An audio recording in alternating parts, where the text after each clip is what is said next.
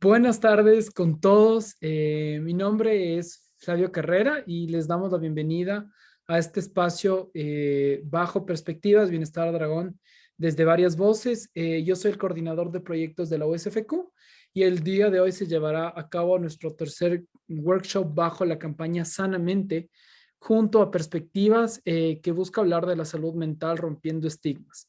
Esta campaña está desarrollada por la USFQ junto al Decanato de Estudiantes, el Gobierno Estudiantil, la Clínica de Salud Mental y el Programa de Consejería Psicológica de la USFQ. El espacio de hoy lo hemos denominado Abuso de Sustancias, Prevención y Autocuidado, a cargo de José Cruz.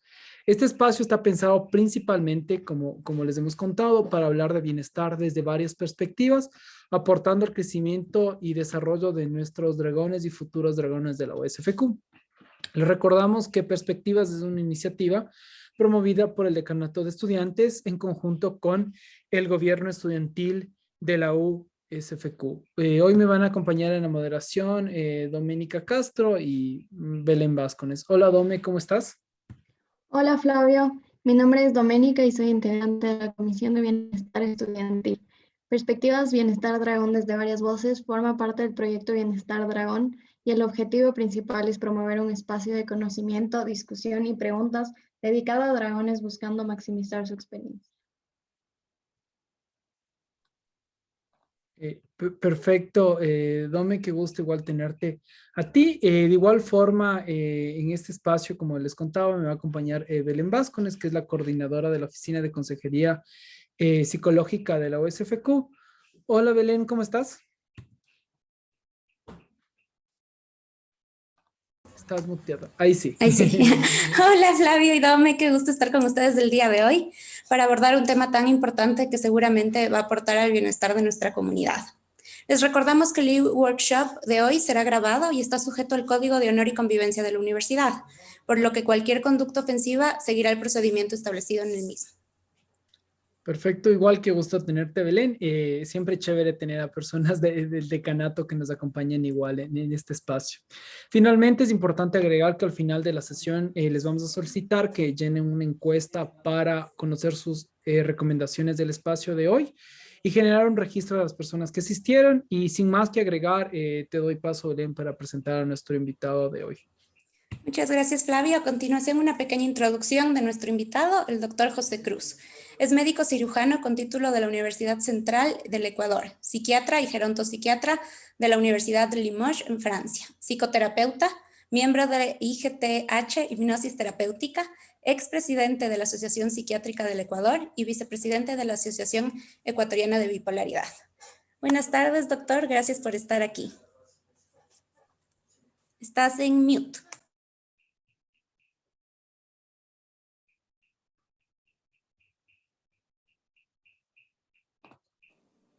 ¿Ya estoy? Sí, ahora sí. Muy bien. Bueno, muchas gracias por la invitación. Espero que pueda ser una luz y una guía para el programa propuesto, prevención y autocuidado, y hablar del abuso de sustancias. Me parece muy interesante el nombre que le han puesto a ustedes a la salud mental ahí, mente sana o sanamente. Me pareció muy interesante. Incluso hay la flechita que puede leerse como mente sana o sanamente. Pero entonces estoy a la orden y podemos empezar cuando ustedes quieran. Perfecto, sí, ahorita podríamos empezar. No sé, una opción es, si tú, y aprovechando que estás aquí, José, es empezar con preguntas o si tú tienes tal vez una introducción o algún contexto, pero el enfoque, la preocupación que tenemos y tal vez igual le va a permitir a Belén que participe en esta parte de la moderación, es un poco el tema de las adicciones en el contexto actual, es decir, en situaciones donde hay mucho aislamiento, mucho estrés, mucha ansiedad. ¿Cómo tú puedes ver la situación en temas de ansiedad y conectado también en el tema de las adicciones y el consumo? Muy bien. Sí, yo creo que podría hacer una introducción en lo siguiente. El primer punto de todos es que estamos hablando de salud mental. Entonces sí vale la pena ir comprendiendo que lo que vamos a impartir como salud mental es bienestar físico, bienestar psicológico y bienestar social. Entonces, ¿en qué momento hablamos de conductas distintas como la utilización de sustancias? Pues uno de los problemas realmente es que el consumidor busca bienestar, pero ese bienestar es mal interpretado por el consumidor, por el que busca una sustancia. Entendemos que el bienestar es el equilibrio que debe tener una persona para interactuar o relacionarse bien con su entorno social, cultural y consigo mismo. Para entender entonces esta primera parte, debemos ir comprendiendo qué es lo que pasa en nuestro cerebro que busca entonces una especie de bienestar con una sustancia externa, ya que por sí mismo no es capaz de conseguir su propio bienestar. Entonces, aquí vale la pena que entendamos que una persona que consume sustancias va a inferir, va a modificar su percepción de bienestar suyo con el entorno. Va a modificar porque quiere estar más alegre, porque quiere estar menos ansioso, más relajado, menos deprimido, o también recreando, buscando alegría, buscando cambios en su forma de ser. Cuando hablo entonces de forma de ser, estoy hablando de una personalidad. Por tanto, aquí deberíamos comprender un detalle que es importante, es el de la forma de ser, es decir, de la personalidad. Personare es la máscara del actor. Personare es el individuo con una forma de presentarse hacia los demás. Esta forma de presentarse puede cambiar, puede variar para cada instancia, para cada momento. Así es como la utilización de cualquier sustancia va a ayudar a que esta persona, este personare, utilice la máscara del actor y presentarse a sí mismo o hacia los demás de una manera distinta. Así es la primera parte de esta interpretación, para que podamos entender que consumir sustancias no es solo el tomar una sustancia e ingerirla, sino que existe anticipadamente en la mente de esta persona un deseo de cambio evidentemente que puede ser patológico, o sea, no normal. Esto es la primera parte. Ustedes me dirán si continúo, esto es más o menos como para hacer una introducción, y en esta introducción quiero hacer caer en cuenta lo que es salud mental, lo que es bienestar, y cómo una sustancia encaja en cada persona, tomando en cuenta que esta sería la forma de ser o la personalidad. Si es que entendemos así, van a haber personalidades premórbidas, es decir, ya una persona puede tener algún rasgo de su personalidad que no es normal. Si esta persona consume sustancias, esa patología se va a activar. Por ejemplo, una persona que tiene rasgos prepsicóticos. Una forma de psicosis es fácil identificar, una paranoia, ¿sí? Una persona que tiene paranoia, algún grado de paranoia, el momento que consume una sustancia va a potenciar ese efecto de su paranoia, y esto puede convertirse en un cuadro psicopatológico grave, que es una auténtica psicosis. Entonces, esto es el ejemplo para hacer comprender que el consumidor de sustancias prueba la sustancia, pero eso recae en una personalidad, en una forma de ser premórbida. En este caso, una personalidad anormal. Pero hablemos de personas que fueran normales. Las personas que fueran normales también pueden consumir sustancias. y lo hacen de forma recreativa. De hecho, la estadística dice que la mayoría de jóvenes, y la estadística es muy temprana en Ecuador, a partir de los 10 años, empiezan a consumir de forma recreativa. Digamos que fueran normales, pero la idea del grupo es consumir con el objeto de como integrarse o formar un grupo de amigos, de solidaridad, y entonces todos tienen que probar alguna sustancia. Hablando de que fuera una persona normal, esta persona ya conoció la sustancia y de forma recreativa. ¿En qué punto esta persona puede llegar a convertirse en una persona que dependa, que necesite, que le guste o que más tarde se convierta en una adicta, en una persona con adicción o que degenere eso en una enfermedad mental? Sí es, Sí. perdón, sí, justo doctor quería preguntarte sobre esto de las estadísticas, que es de muy temprana edad en el Ecuador, donde se empiezan a probar sustancias, y creo que en la vida universitaria también es común el consumo de sustancias, y no solo necesariamente el consumo de sustancias, sino también vemos adicciones a otras cosas, como videojuegos, como una manera de escapar o de evadir la realidad. Y sobre todo en este contexto de coronavirus, de aislamiento, en el que tenemos que estar con ciertas restricciones, también hemos visto que esto se vuelve muy común en los estudiantes. No sé qué piensas de eso. Sí, bueno, claro, se puede tener adicción. He visto muchos jóvenes con adicción a videojuegos. Sin embargo, el tratar de las sustancias me parece importante en este sentido. Las sustancias a las que uno puede hacerse adicto o depender o utilizarlas frecuentemente empiezan con alcohol. El índice de alcoholismo en Ecuador es muy alto, pero puedo decir yo que el alcoholismo es muy alto en toda la región. Me refiero a Sudamérica. Somos grandes productores de una cantidad de licores y no solo eso, utilizamos el alcohol para cierto tipo de festividades de introducción, como son, por ejemplo, festividades religiosas de bautismo y todo esto. Entonces, va como muy bien camuflada una primera sustancia que es permitida por la sociedad.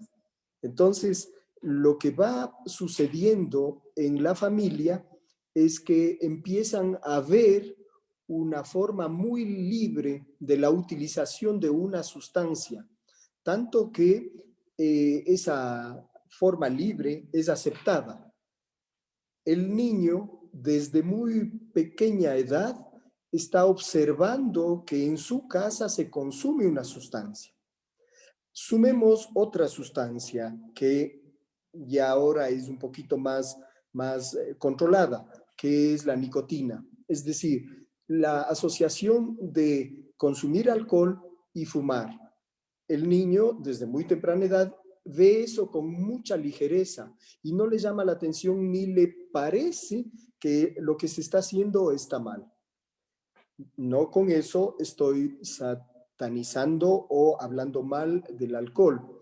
Estoy hablando de la mala utilización, porque en muchos casos sí vemos que hay familias que no tienen mucho cuidado en esto y hay padres de familia que pueden tener efectos por el alto consumo de alcohol.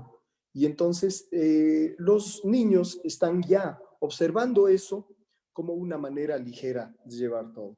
El alcohol, la nicotina. El otro detalle que olvidamos es el consumo de pastillas. Y esto en cada casa se le ve como una normalidad más.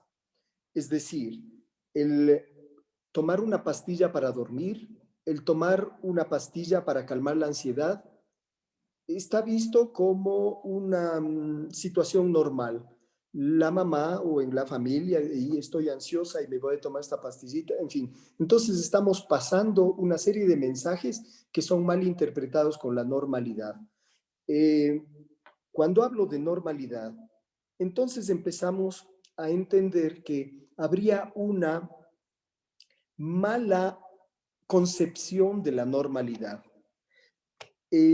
Empezamos a cambiar en esta temporada, empezamos a cambiar de concepción de normalidad, así como cuando he hablado de violencia, empezamos a entender que es muy natural que haya algún grado de violencia en la calle. Ya le asaltaron a uno, así pues es normal, a todo el mundo le han asaltado. Entonces empezamos a cambiar nuestros conceptos de normalidad. Si el consumo de sustancias dentro de casa se hace muy familiar, se hace muy normal, entonces aquí tenemos una segunda forma de consumo, que es el consumo de ansiolíticos y el consumo de pastillas y sedativos. Pero lo que nos interesa es hablar del consumo, el abuso de sustancias en jóvenes, porque esto es lo que se quiere impartir a los dragones, ¿cómo es? Una forma distinta, una perspectiva de lo que está pasando. La siguiente sustancia que preocupa es, lógicamente, el cannabis. ¿Qué está pasando ahora con el cannabis? El cannabis ahora se está consumiendo con más frecuencia. Hay derivados sintéticos del cannabis y estos derivados sintéticos asociados, que es un cannabinoide, el cannabidiol, justamente, que hace un derivado del cannabis para disminuir la parte psicoactiva del cannabis. Entonces lo ponen en aceites y entonces en vez de llamarle THC, ya lo tenemos como CBD. Y está utilizándose con mucha frecuencia en casi todos los hogares, más justificado todavía porque está calmando el dolor de cabeza, quita la angustia, quita la ansiedad, hace dormir, en fin, aparece como una especie de panacea que cura todo. Y con esto se está haciendo un mercado amplio, libre de los cannabinoides, del cannabidiol. Pero ¿qué es lo que pasa? A través de eso tenemos el otro caso del verdadero consumidor de marihuana, o sea, de cannabis, que cuando habla en defensa de su consumo de cannabis, añade esto que yo acabo de decir. Pero sí, estamos haciendo aceites. Está demostrado que la marihuana no es mala, que la marihuana está curando, que la marihuana hace dormir, que la marihuana nos pone bien. Entonces empieza a ver esta otra parte que es el justificativo. Hasta aquí entonces voy diciendo dos elementos que son los que están evidentes en esta micro sociedad que es la familia, que es lo que yo creo que debería tomarse en cuenta como una primera información. Sigo hablando, si es que tienen preguntas, hay consumo de anfetaminas, los alucinógenos, inhalantes, los opioides, hipnóticos, se consume mucho hipnóticos y lógicamente la otra parte que conviene para ir tratando sobre la prevención y el autocuidado. La última parte de esto es que ¿qué sucede ahora en el encierro, en la pandemia, en el estar en la casa? ¿Sí? El estar en casa es una confrontación con uno mismo. ¿Cuál es el mayor problema que tiene el ser humano? Uno de los mayores problemas que tiene el ser humano es el miedo a conocerse, a verse, a autocalificarse. Entonces debería tener alguna forma de dispersar eso para creer que no hay soledad. Pero la soledad es el estar con uno mismo. Entonces ahí es cuando cabe exactamente la computadora, porque pasamos en computadora todo el tiempo, todo el mundo. Los niños de kinder tienen delante un iPad y la profesora indicándoles. Entonces, todos están así. Y si preguntamos cuáles de esos niños están atendiendo o están en videojuegos, yo estoy muy seguro que todos. Entonces, de ahí en adelante, sí hay, pues, entonces, la manera de engancharse fácilmente con los videojuegos. Y otra pregunta que tenemos es, ¿cuál es la línea que marca entre un consumo, si tú quieres, social de alguna de estas sustancias y ya una etapa de adicción? Es decir, ¿en qué momento como consumidor me tengo que dar cuenta que ya este consumo ya no es un consumo normal, si tú quieres, o dentro de estándares como manejables? Sí. Lo más importante que debemos comprender es que cualquiera de los productos de consumo, cualquiera de las sustancias, tienen un efecto psicoactivo. El efecto psicoactivo es lógicamente cambio en la conducta y en el comportamiento. El cambio en la conducta puede ser dependiendo de la sustancia. ¿Sí? Hay opioides que le hacen que la persona quede sedada. Los opioides o los derivados de estas sustancias a veces utilizados para el dolor. Entonces las personas que tienen dolor se toman una pastilla y cuentan y dicen, doctor, me fracturé el brazo jugando fútbol y por el dolor mi médico me dio este medicamento. Y con este medicamento me alivia el dolor, pero me he dado cuenta que siento una sensación muy agradable. Y después de eso me di cuenta que duermo bien, que como, en fin. Entonces ya se termina el problema del brazo y esta persona sigue consumiendo la misma pastillita hasta hacer la dependencia.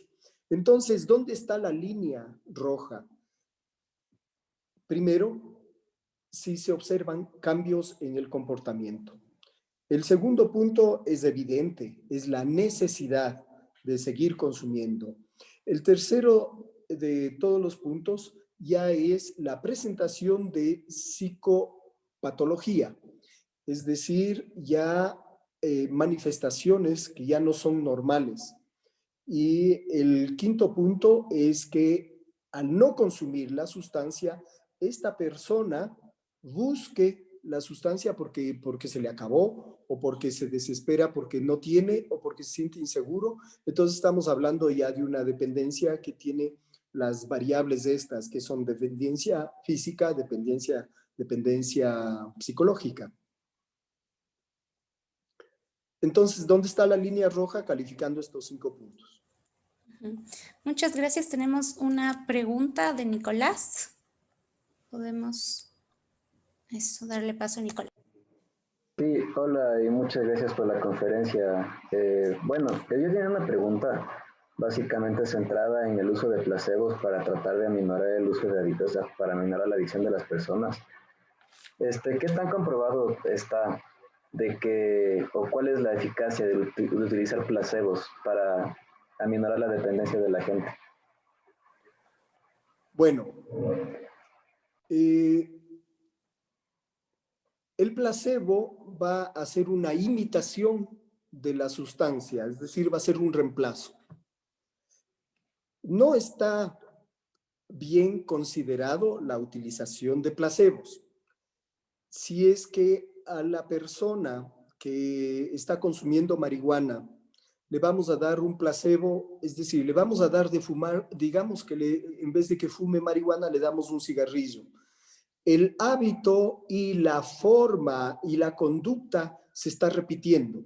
Es decir, de todas maneras tiene que armar el papelito, tiene que poner la sustancia y tiene que hacer todo el acto como si fuera a fumar marihuana. Entonces, en ese sentido, no está aceptado el placebo porque lo que debemos es cambiar fundamentalmente la conducta. ¿Sí? Las terapias cognitivo-conductuales van a eso. ¿Qué hacemos con el alcohólico? Para reemplazar y darle un placebo.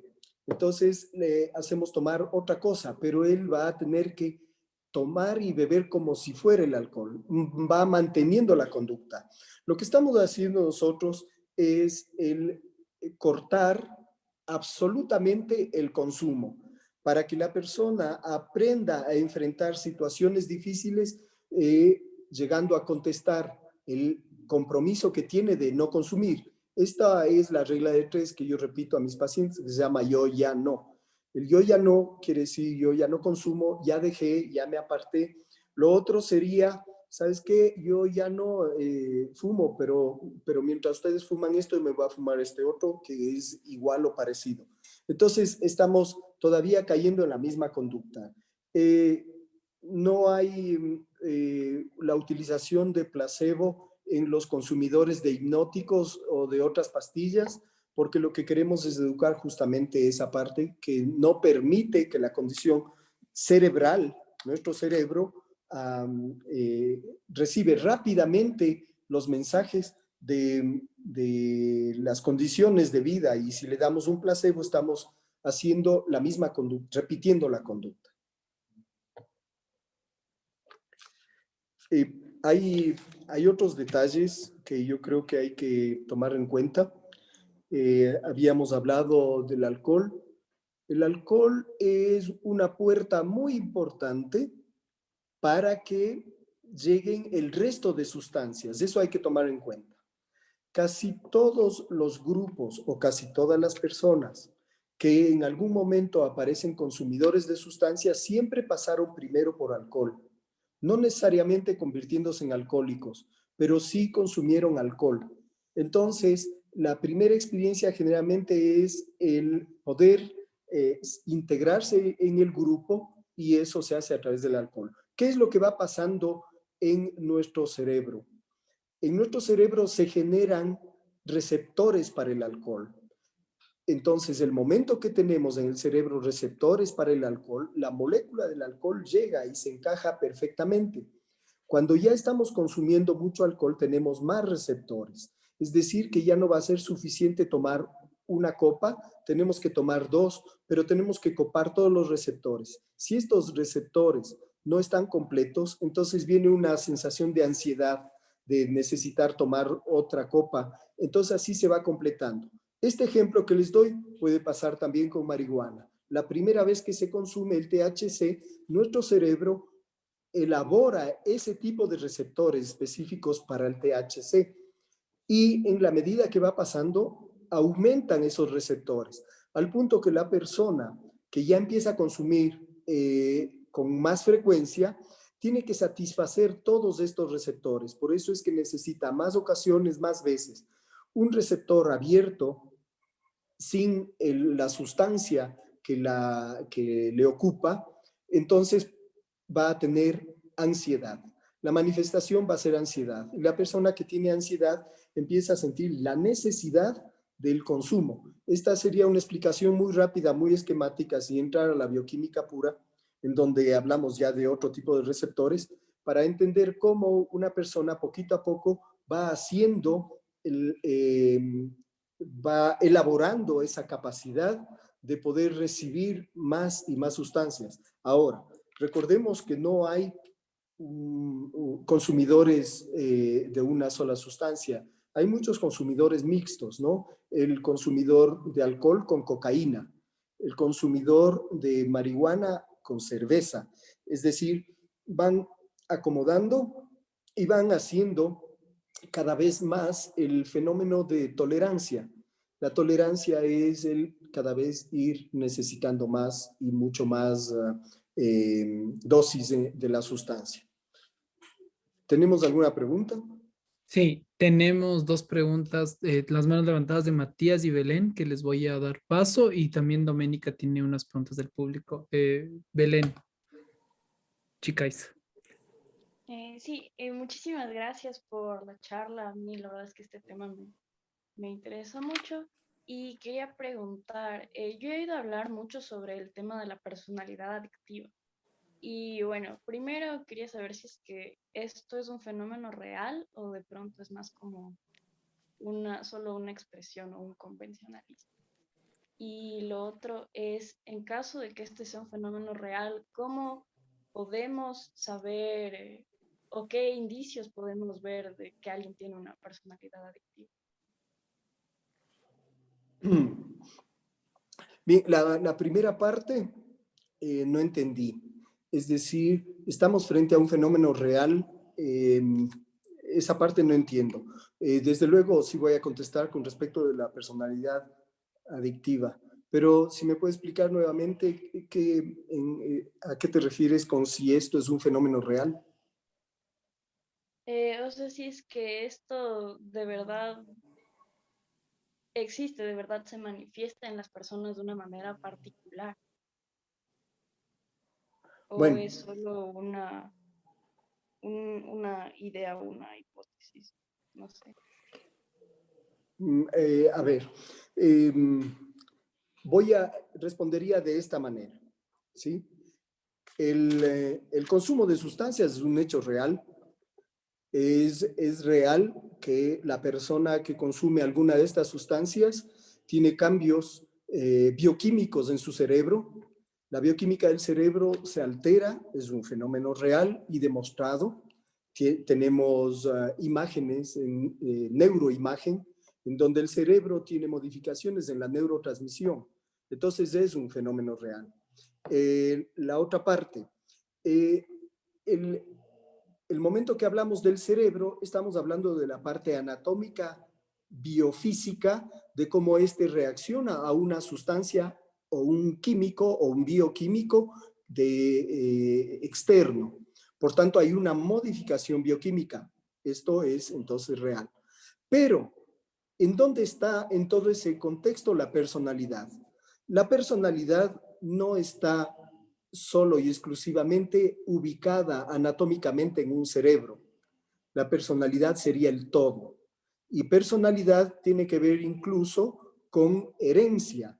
Es decir, nosotros tenemos ya rasgos de nuestra forma de ser que viene de mucho antes del abuelo, de la abuela, del papá, de la mamá, y van como completándose con lo que nosotros hacemos o desarrollamos en el medio ambiente. Es un detalle que se estudia en psicología, en la estructura de la personalidad. Pero la personalidad se va estructurando no necesariamente en la infancia, se va estructurando en toda la vida. Como es así, ¿puede una persona de 60 años tener una adicción? Sí. ¿Puede tener una dependencia? Sí. No es un asunto solo y exclusivo de los jóvenes.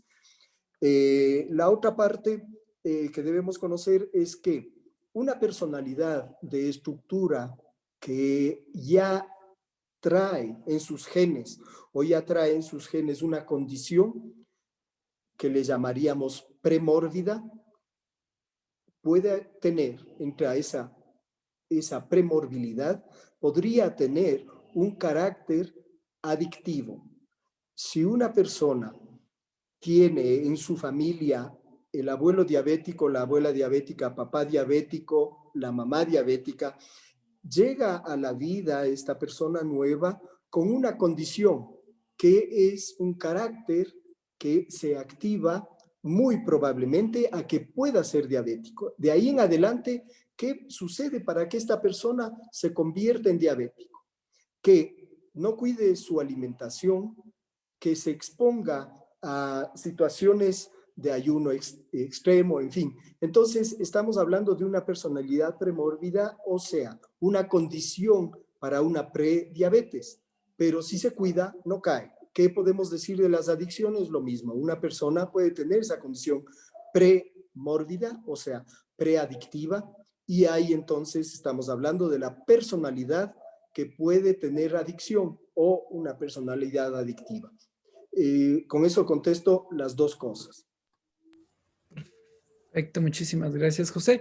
Voy a dar paso a Matías, que también tiene la mano levantada, para que nos ayude con una pregunta. Matías. Sí, buenas tardes, doctor. Mi pregunta está encaminada más hacia hasta qué punto es aceptado el tratamiento con sustancias enteógenas similares, por ejemplo, a la ayahuasca o al DMT para tratar esta enfermedad de la adicción. Bien, gracias sí, por la pregunta. No tengo yo experiencia en eso, pero mi esquema de trabajo es tratar el consumo sin reemplazo de ninguna otra sustancia, por lo que expliqué antes, que cuando un amigo tuyo preguntó sobre el placebo. Entonces, lo que queremos nosotros es que la personalidad, la forma de ser que tiene este individuo que consume, aprenda a enfrentar ese vacío, es decir, no tener que consumir. Cuando hago yo este ejemplo, es más o menos así. Tenemos la maceta con la tierrita y la planta. Pero aquí, en esta tierrita, vemos que la tierra no es buena y la plantita está enfermando. Si tenemos que tratar, cogemos una cuchara y sacamos la tierra mala. Y aquí queda un hueco. En ese hueco lo que tenemos que hacer es nuevamente poner tierra nueva. ¿No es cierto? Es un ejemplo muy simple para entender. Entonces, no creemos, yo particularmente, no creemos que el reemplazo es poner otra sustancia, es decir, como tú dices, ayahuasca u otras sustancias. ¿De acuerdo? Perfecto, muchísimas gracias. Doctor, Dome, no sé si estás por ahí, creo que también tenías preguntas del público. Sí, doctor, en el público hacen esta pregunta que dice que cómo puedo saber si es que he creado una adicción o dependencia a las redes sociales, igual que con las sustancias, o es diferente. Bueno, sí es diferente. Sí es diferente porque las sustancias son elementos, es parte de la bioquímica que va a modificar nuestro cerebro. Sí, es diferente. Pero sí puede haber adicción a los videojuegos o a las redes sociales. Claro que sí. Aquí la adicción tiene que ver con el vacío afectivo. Es un fenómeno que se estudia mucho en psicología. El vacío afectivo es el que hace que la persona busque con vehemencia el estar en redes. Ahí vienen las fotos de selfies de las personas que se quieren mostrar a los demás. Si ve, hay una cantidad de detalles que en psicología se pueden ir interpretando. Esa necesidad de tomarse fotos y aparecer para que el público les califique. Entonces aquí vemos esto, que es la necesidad de aprobación. El estar constantemente manifestándose o el estar hurgando también en la vida de los demás. Es más o menos eso lo que va pasando, y yo creo que tiene mucho que ver con la pandemia y el encierro. Entonces tenemos todo el tiempo la pantalla adelante y lo único que nos provoca es saber qué hace el uno, qué hace el otro y tomarnos fotos y publicar para ver si es que somos aceptados, en fin. Es un tema muy actual, no de nosotros, pero en todo el mundo está pasando esto, ¿no? Muchas gracias, doctor. Hemos visto hasta ahorita de dónde pueden venir estas adicciones, que es un tema más cultural, por un lado, de que en Latinoamérica puede ser que estamos muy expuestos al consumo de ciertas sustancias, que puede haber una predisposición genética también, y que esto también va a depender de cómo vivamos nuestra vida para que se desarrolle o no. Y ahorita quisiera enfocarnos un poquito más en el lado de la prevención. ¿Qué recomendaciones puedes darnos ahorita a los jóvenes que estamos aquí escuchándote hacia el lado de cómo prevenir estas adicciones en este contexto de aislamiento? Muy bien, de acuerdo. No podemos hacer nada si primero no hacemos un diagnóstico, ¿no? Porque si no tenemos una idea clara, no hacemos prevención y no tenemos el autocuidado. El primero de todos los puntos que yo quise imponer en esta conversación es que tomemos en cuenta que no hablamos solo de una sustancia, sino que hablamos de varias sustancias que pueden estar ahí. Está el cannabis, el alcohol, las anfetaminas, alucinógenos, inhalantes. Los inhalantes consumen los niños de la calle. Bueno, la nicotina, los opioides, pastillas como sedativos, los hipnóticos, ansiolíticos. Entonces, a tomar en cuenta que hay varias sustancias. Eso primero. Segundo, tomar en cuenta que sí existe una fórmula para tratar de ir conociendo y tener un plan de prevención. El primero de todos es el identificar factores de riesgo. Cuando hablamos de factores de riesgo, ya hablé yo de edad. Hay edades más vulnerables. Hay la parte cultural, es un factor de riesgo porque culturalmente vamos aceptando cierto tipo de condiciones. Como una prevención, identificar a tiempo cambios de conducta. Las personas que ya están consumiendo generalmente tienen cambios de conducta. Una de estas es el olvido, la desidia, las cosas ya pasarán, se aplazan las cosas, o cambios de conducta con irritabilidad fácil, agresividad.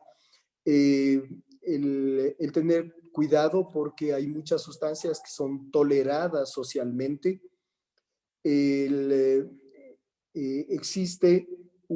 Debería existir un plan con mensaje claro a la familia.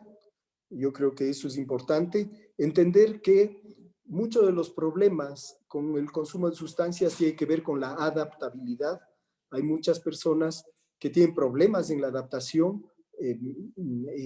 Pueden aparecer muchos detalles para la adaptabilidad. Pueden haber fobias, por ejemplo, ¿no? Personas que tienen una característica premórbida, es decir, ya algo le está pasando, por ejemplo, una fobia, y una persona que tiene fobias puede sentir que consumiendo algo se alivia su angustia, su ansiedad y favorece el consumo. Entonces, tomar en cuenta ese tipo de detalles que tienen que ver la adaptabilidad. La otra forma de prevención es la comunicación. Cada vez más debe haber personas que impartan conocimientos muy bien elaborados para que no queden mitos y no queden ideas en el aire, para entender que cualquier sustancia, sobre todo, cualquier sustancia puede provocar un cambio en el cerebro y puede derivar a la enfermedad mental. Entonces, no necesariamente la persona sana y normal puede consumir eventualmente algo. No sabemos en qué momento la sustancia puede cambiar la bioquímica del cerebro y degenerar en una enfermedad mental verdadera, la comunicación. El otro punto que ayuda muchísimo a la prevención es mejorar los hábitos. Aquí están tres: el tener siempre el tiempo ocupado, los estudios, el procurar tener siempre una disciplina. En pandemia somos mucho más indisciplinados porque ya no importa la hora, no importa si nos vestimos, en fin. Entonces, recuperar disciplina. Y tercero, practicar un deporte. Esto sí es muy importante. El otro es procurar hacer grupos de información. Aquí están los medios, está lo que estamos haciendo el día de hoy. Hacer programas a largo plazo, es decir, que el mensaje no se quede entre un grupo, sino que se difunda de mejor manera. Y eso significa un entrenamiento a líderes o a profesores. Eso es más o menos. Muchas gracias, doctor. Tenemos que ir ya cerrando este espacio. Gracias a todos por estar con nosotros hoy. Si alguien tiene alguna pregunta que quisiera profundizar, puede escribirnos por el chat o a nuestros correos y podemos hacerles llegar al doctor para tener su respuesta y conversar también de esto. ¿Alguien está con el micrófono abierto? Y ahí está, listo. Siguiendo la línea de prevención que mencionaba el doctor, quiero mencionarles que Consejería Psicológica y el Decanato de Estudiantes está justamente creando un curso psicoinformativo de comunicación sobre el consumo y abuso de sustancias. Lo tendremos listo ya en los próximos meses para todas las personas que tengan dudas sobre este tema, quieran profundizar un poquito más. Y también tenemos algunos programas como los clubs que pueden ayudar en el área de prevención. Bueno, para terminar, no se olviden de llenar la encuesta de satisfacción de esta charla. Sus sugerencias y dudas y comentarios son siempre importantes para nosotros. El siguiente espacio será el día 20 de abril, el día martes, a las 6 con Carlos Montúfar, en donde abordaremos qué significa ser un dragón. Quiero agradecer al doctor José Cruz por este espacio, por sus aportes. Espero que les hayan sido útiles y cualquier comentario o sugerencia que tengan pueden escribirnos. Sí, muchísimas gracias, doctor, por estar con nosotros el día de hoy. Igual al GOBE y a Consejería Psicológica por acompañarnos y moderar este espacio. No sé, Dome, si tú quieres cerrar con algunas palabras. Y como dijo Belén, si ustedes se quedaron con dudas, pueden escribirnos a nuestros correos, pueden escribir un correo a Consejería Psicológica con P al inicio, por favor, consejería psicológica @usfq.edu.es, o pueden enviarnos un correo a decanatoestudiantes@usfq.edu.es si ustedes tienen alguna pregunta que quisieran que podamos nosotros compartir con el doctor o con el equipo de Consejería Psicológica o con las oficinas de la universidad. Dome. Sí, muchas gracias, doctor, por su charla. Nos ha sido súper útil conocer acerca de estos temas y les recordamos que las puertas del Decanato de Estudiantes y el GOBE están abiertas para todos ustedes y les invitamos a que estén pendientes a nuestras redes sociales, @GOBEUSFQ y @USFQ para más noticias respecto a las actividades que realizaremos al respecto durante todo el semestre. Nos vemos en el siguiente Perspectivas. Muchas gracias por conectarse. Que estén muy bien, muchas gracias y gracias, doctor, por estar con nosotros hoy. Muchas gracias.